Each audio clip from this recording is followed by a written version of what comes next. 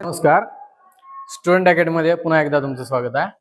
आज आपण एकदम सोपा कन्सेप्ट पाहणार आहोत, ॲव्हरेज स्पीड. ॲव्हरेज स्पीड म्हणजे काय असते? Average speed of body is the ratio of total distance travelled by body to total time taken by body to cover the distance. म्हणजे कोणता ऑब्जेक्ट असेल, समजा बघा हा कोणती तरी बाईक असेल किंवा कार असेल. क्लिअर यायला तर नाही तर जवळ ये, क्लिअर दिसते. मी बी येऊ दे, हे बी येऊ दे. कोणता तरी ऑब्जेक्ट असेल समजा, किंवा कार असेल, बाईक असेल. ए टू बी म्हणजे ए टू बी मधलं अंतर किती आहे? 100 किलोमीटर. आणि त्याच्यासाठी टाइम किती लागला? 3 घंटे. त्याच्यानंतर बी टू सी मध्ये डिस्टन्स आहे 150 किलोमीटर आणि टाइम लागला 4 घंटे.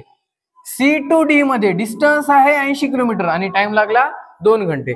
आणि डी टू ई मध्ये अंतर आहे म्हणजे डिस्टन्स आहे 220 किलोमीटर आणि टाइम लागलेला आहे 4 घंटे.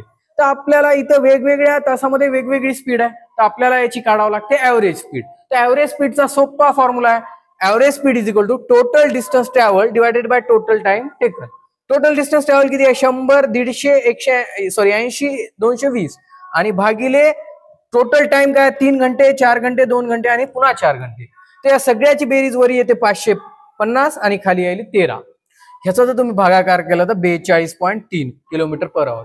याचा अर्थ ॲव्हरेज मध्ये एका घंट्यामध्ये त्या कारनं किंवा बाईकनं किती डिस्टन्स कव्हर केलेला आहे? 42.3 किलोमीटर. म्हणजे त्या बाईकची किंवा कारची स्पीड काय झाली? 42.3 किलोमीटर पर आवर. धन्यवाद.